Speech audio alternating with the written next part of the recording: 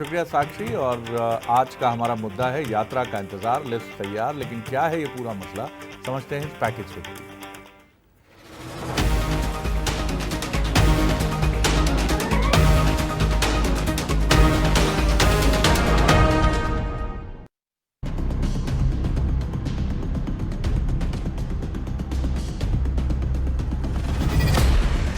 मध्य प्रदेश में कमलनाथ एपिसोड खत्म होते ही कांग्रेस पूरी ताकत से मैदान में उतर आई।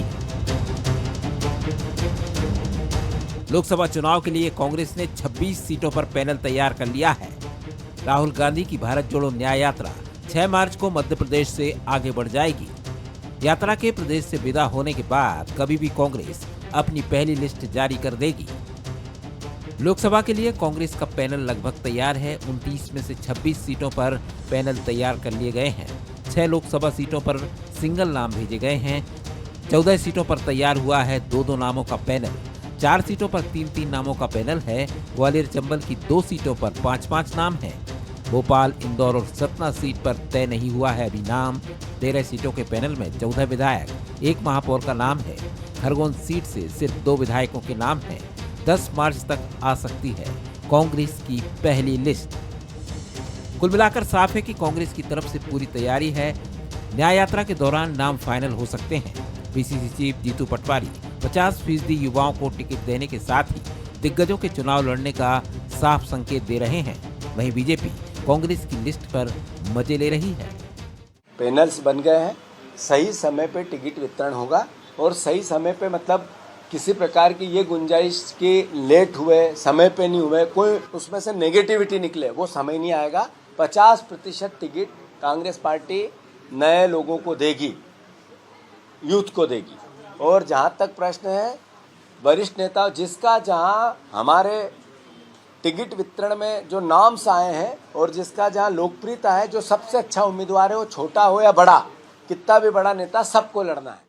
भारतीय जनता पार्टी ने विधानसभा के चुनाव के समय जब प्रत्याशी घोषित किए, वो सब लोगों के लिए एक प्रकार से आश्चर्यजनक था।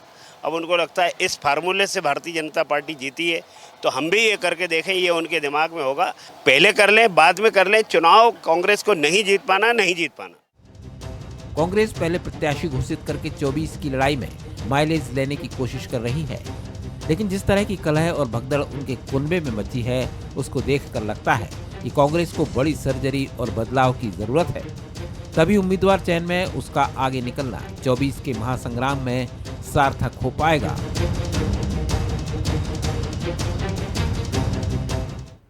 नमस्कार, आज का मुद्दा में आपका बहुत बहुत स्वागत है। मैं हूं शरद द्विवेदी और इससे पहले कि हम ये डिबेट शुरू करें, पहले देख लेते हैं सवाल, बंसल न्यूज़ के सवाल।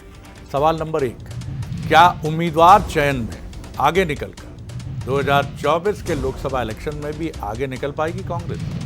सवाल नंबर 2, राहुल की यात्रा के दौरान लिस्ट फाइनल करना उनकी लीडरशिप को स्थापित करने की कोशिश है?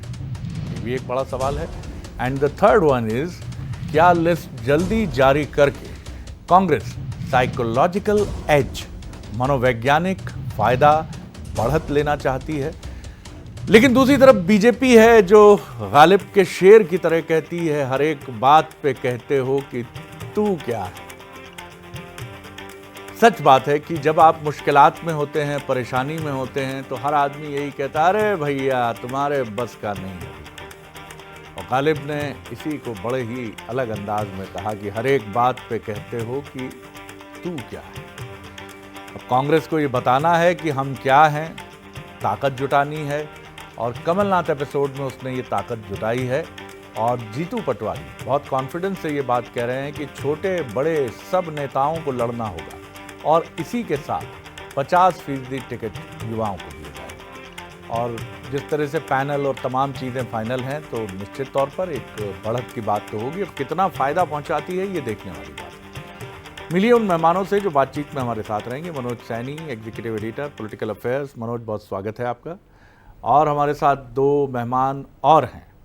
वो मेहमान हैं अर्जुन काकोड़िया, जो विधायक हैं कांग्रेस से, उनका बहुत स्वागत करता हूं। और आशीष शर्मा जी हैं, सीनियर विधायक हैं भारतीय जनता पार्टी से, उनका भी बहुत स्वागत है। मनोज, जैसा मैंने कहा कि हर एक बात पे कहते हो कि तू क्या है। अब इतना सुन चुकी है कांग्रेस ये बात कि तुमसे ना हो पाएगा, ना कर पाओगे, नहीं होगा, पहले अपने लोगों को तो संभाल लो, कहीं इस तरह से तो देखो चीज़ों को कि मुश्किलात में ना फंस जाओ।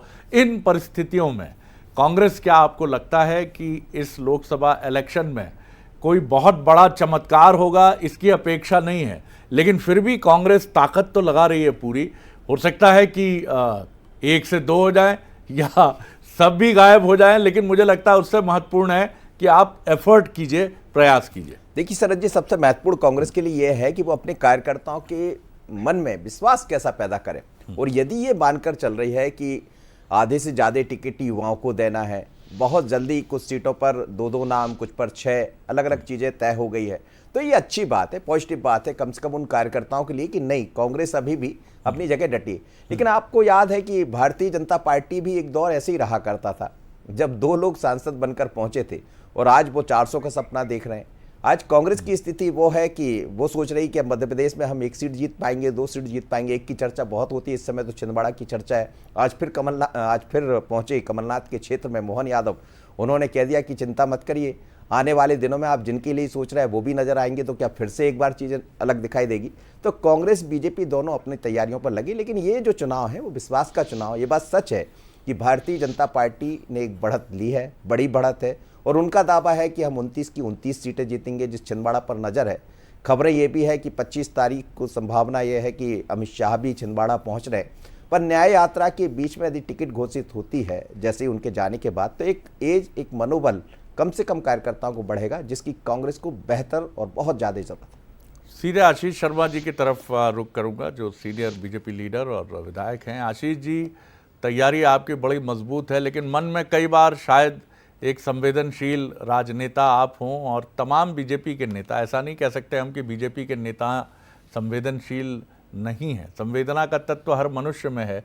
कई बार आपको भी लगता होगा कि कांग्रेस को किस तरह से और कैसे, कितनी बार आप कहें, आरोपों के घेरे में रखें, कहीं परेशान करें, चुटकी लें, तमाम चीज़ें। हालांकि राजनीति का निर्मम जो स्वरूप है वो ये कहता है कि इन सब बातों पर ठहरना नहीं है, इसलिए मैं भी आपको उलझाऊंगा नहीं उसमें। लेकिन आपकी जो तैयारी है उसके मुकाबिल कांग्रेस दावा कर रही है कि वो कुछ आगे खड़ी दिख रही है, क्या कहेंगे आप? हम कांग्रेस को पहले कई बार केंद्र से लेकर राज्य के चुनाव में पराजित कर चुके हैं जी। और रही बात मनोवैज्ञानिक दबाव, कांग्रेस बनाना चाह रही प्रत्याशियों की सूची पहले घोषित करके, जिनके प्रदेश अध्यक्ष स्वयं चुनाव हार चुके हैं, बड़े बड़े नेता चुनाव हार चुके हैं। हार के कारण उनकी पार्टी के कई नेता कांग्रेस को छोड़कर भारतीय जनता पार्टी की सदस्यता ले रहे हैं।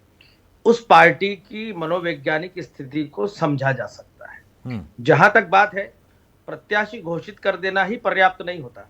भारतीय जनता पार्टी ने अपना चुनाव कैंपेनिंग लोकसभा का भी शुरू कर दिया है। लगातार हमारे कार्यक्रम चल रहे हैं, बूथ की रचना को हम मजबूत कर रहे हैं, और अभी विधानसभा के चुनाव में हमने इस बूथ की रचना का परीक्षण भी किया है।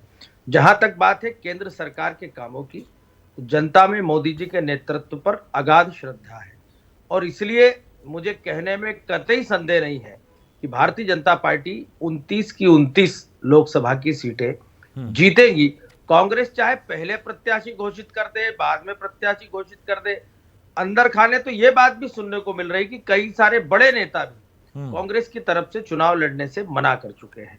व्यक्ति मना तभी करता है जब उसे कोई संभावनाएं नहीं दिखती दूर दूर तक, और इसलिए मैं कह सकता हूं भारतीय जनता पार्टी चुनाव के प्रबंधन में भी कांग्रेस से आगे रही है, और परिणाम में भी कांग्रेस हमसे कोसों दूर रहेंगी। मध्य प्रदेश से एक अच्छी विजय लेकर हम केंद्र की सरकार में बहुमत का रिकॉर्ड आंकड़ा इस बार छुएंगे। अर्जुन काकोड़िया जी की गंभीर आंखें, चिंता भी झलकी इस दौरान उन आंखों में, और चिंतन भी झलका, और ये भी लगा कि हाँ, कहा तो हमसे जा रहा है कि हर एक बात पे कहते हो कि तू क्या है। काकोड़िया साहब, अब आपका जवाब। जी। चिंता मुझे इस बात की है कि ये इनको, जो भारतीय जनता पार्टी है, जिस तरीके से जो ये आंकड़े बता रहे हैं, और मोदी जी का जो बयान आ रहा है जी, और हमारे आशीष भाई जो इनका जो जिस कॉन्फिडेंस से कह रहे हैं, तो कॉन्फिडेंस नहीं है। किस तरीके का इनका मैनेजमेंट है ये पूरा देश देख रहा है और कोर्ट भी देख रहा है। सड़कों में जो चर्चाएं चल रही हैं कि किस तरीके से ये, जहां तक हमारा है तो कांग्रेस पार्टी जड़ से जुड़ी हुई है, जड़ से जुड़ी हुई है, आम आदमी से जुड़ी हुई है। और आम आदमी, पिछला चुनाव भी हम लोगों ने लड़ा, आम आदमी ने लड़ा, क्या था पूरे देश में किस तरीके की हलचल थी ये आपने भी देखा है। सबके कानों में सबके आवाज़ थी कि मध्य प्रदेश में कांग्रेस की गवर्नमेंट बन रही है जी, आखिरी क्षण तक, आखिरी क्षण तक। उसके बाद क्या हुआ क्या नहीं हुआ ये आप देख रहे हैं। हमारी तैयारी पूरी तरीके से तैयारी है और हमारे नेता, जो भी नेता हैं, आज सड़कों में हैं, लगातार पूरी यात्राओं में हैं, जनता से जुड़े हुए हैं। और जो कांग्रेस पार्टी ने जो मध्य प्रदेश की जो बात है, जिस तरीके से यूथ को नेतृत्व दिया है, और जहाँ तक हमारे जो अध्यक्ष हैं जीतू पटवारी जी, कमलनाथ जी, दिग्विजय सिंह जी, जिस तरीके से मध्य प्रदेश में काम कर रहे हैं और जो प्रत्याशियों का जो चयन है वो बाकायदा बड़े सोच समझ के बड़े तरीके से हो रहा है। और आगे बढ़ जाना या पीछे हो जाना बात नहीं है, बात यह है कि जनता का विश्वास, और जनता आज भी कांग्रेस के साथ में है, आज भी कांग्रेस के साथ में। ये जो है, जिस तरीके से बात हो रही है भारतीय जनता पार्टी, तो इनका ये अहम बोल रहा है। चलिए, और यही मैं जो आता अहम है अर्जुन जी, जी, दूसरे राउंड में आता हूं आपके पास। यही अहम इनको लेके डूबेगा। जी, 2-3 बातें आपने की हैं कि हमारी तैयारी पूरी है, गलतफहमी में भारतीय जनता पार्टी है, और आपका आरोप ये भी है कि ये कहीं ना कहीं अहंकार का एक भाव है भारतीय जनता पार्टी में। ये भी आपका एक गंभीर आरोप है। बहरहाल ये सब इसकी कसौटी चढ़ेगा 2024 का नतीजा, और वो बताएगा कि कमज़ोर तैयारी, मजबूत तैयारी, अभिमान, निरभिमान किसके साथ है। मनोज, मैं फिर आपकी तरफ आता हूँ। मुझे ये बताइए कि कई बार आत्मविश्वास जब अति आत्मविश्वास की श्रेणी में जाता है, इस समय मैं नहीं कहूँगा भारतीय जनता पार्टी अति आत्मविश्वास में है, लेकिन राम मंदिर पर वो बहुत मान रही है कि ये चमत्कारिक एक हमको, और है भी निश्चित तौर पर, कोई नहीं जानता कि ये 400 पार के मंत्र की तरफ चल जाए। दूसरा, प्रधानमंत्री नरेंद्र मोदी जी पर फिर निर्भरता, निश्चित तौर पर करिश्माई नेतृत्व, दुनिया के लोकप्रिय नेता, लेकिन फिर भी इसके बाद भी क्या लगता है आपको कि बीजेपी को कुछ चीज़ों की सावधानी रखनी चाहिए, क्योंकि आप नरेंद्र मोदी जी, आप राम मंदिर, इसके साथ आपके जो मुद्दे होते हैं, हालांकि लोकसभा चुनाव राष्ट्रीय मुद्दों का चुनाव है। जी देखिए, कार्यकर्ता में अति उत्साह नहीं आना चाहिए। और कांग्रेस की जो बात अभी ककड़िया साहब कर रहे थे, आपको याद होगा कि जब हम विधानसभा चुनाव को कवर कर रहे थे तो ये बातें कहीं दिखाई दे रही थी कि कांग्रेस बहुमत के साथ आ रही है। अब जो बीच में हुआ, जैसा आरोप है कांग्रेस का, वो भारतीय जनता पार्टी जाने, लेकिन जीत तो 163 सीटों की भारतीय जनता पार्टी को मिली, कांग्रेस को हार का सामना करना पड़ा। और उस समय ये कहा गया कि शायद अति उत्साह कांग्रेस के भीतर आ गया था।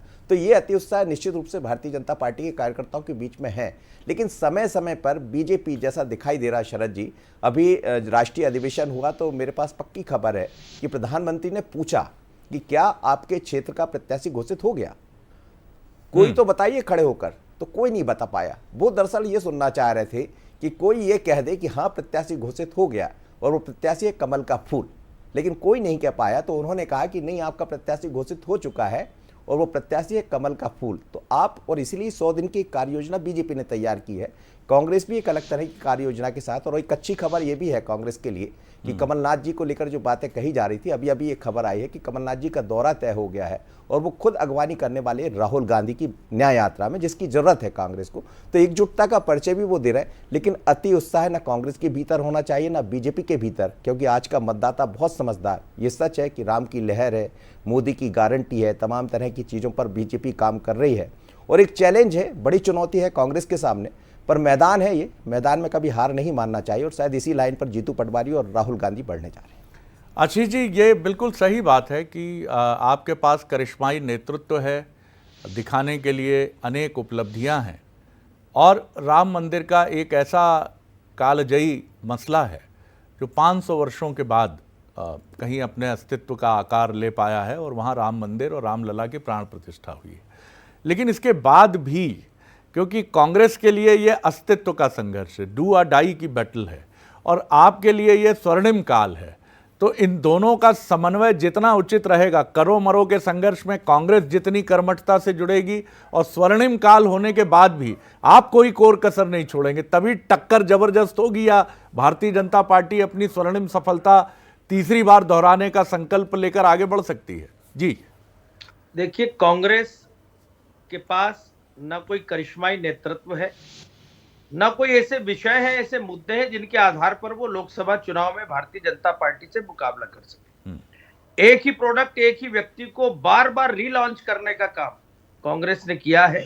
विभिन्न राज्यों के चुनाव से लोकसभा के चुनाव तक वही राहुल गांधी का चेहरा बार बार देश के सामने निकल कर आता है, जिस पर मेरे ख्याल से देश की जनता का विश्वास कायम नहीं हो पाया।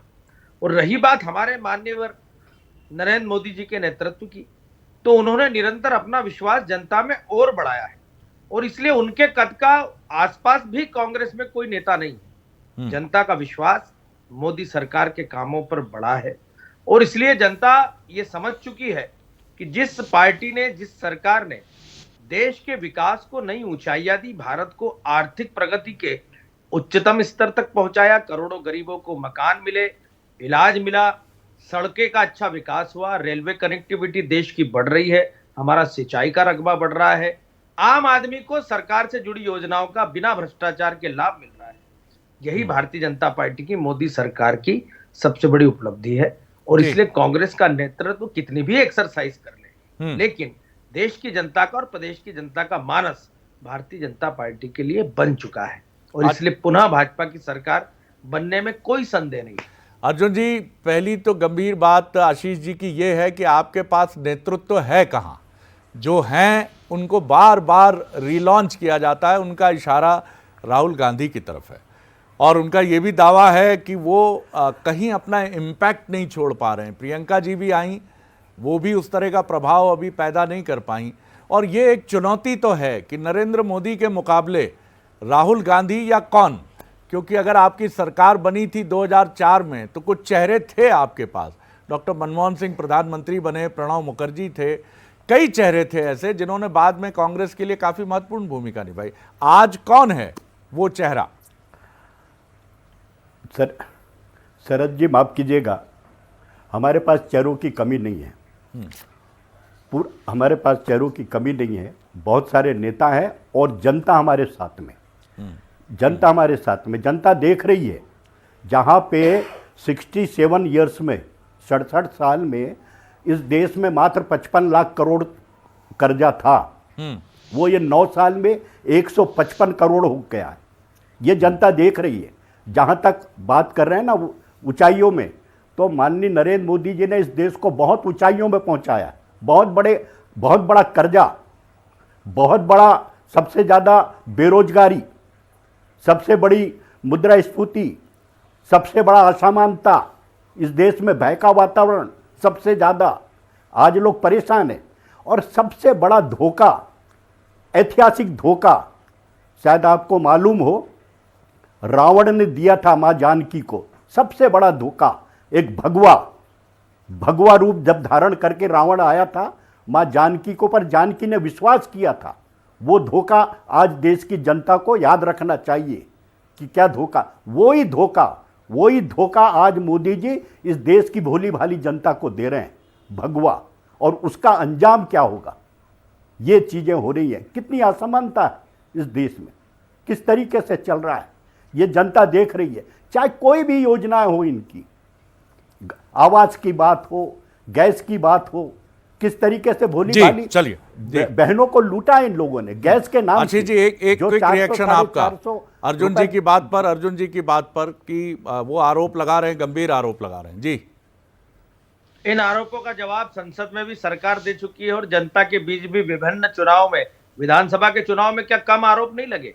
लेकिन आप सोचकर देखिएगा कि जिस गांधी परिवार का युवराज राहुल गांधी, जिन्होंने लगातार 3 चुनाव, 2014 का चुनाव समझ लीजिए, 2019 का लोकसभा चुनाव समझ लीजिए, और अब 23-24 आ गया है, लगातार 3 चुनावों में घटिया से घटिया स्तर के बयान प्रधानमंत्री जी के खिलाफ दिए, लेकिन देश की जनता ने उनको नकार दिया। इस बार भी पुरजोर तरीके से कांग्रेस और विपक्षी गठबंधन को देश की जनता नकार। चलिए सर, बहुत शुक्रिया आशीष जी, बहुत धन्यवाद अर्जुन काकोड़िया जी, बहुत शुक्रिया मनोज जी हमारे साथी। कुल मिलाकर बेहिचक ये कहा जा सकता है कि लड़ाई निश्चित तौर पर भारतीय जनता पार्टी के पलड़े की तरफ झुकती हुई दिखती है, क्योंकि उनके पास नरेंद्र मोदी जी हैं जो एक बड़ा अंतर पैदा करते हैं लड़ाई में। जो 2036 के ओलंपिक की तैयारी अभी से करने की बात कहते हैं और 1000 साल की तैयारी योजनाओं की दृष्टि से अभी करते हैं, तो जाहिर तौर पर संगठनात्मक और चुनावी कार्यक्रमों की तैयारी भी काफ़ी पहले हो जाती है। दूसरी तरफ वो कांग्रेस है जो जूझ रही है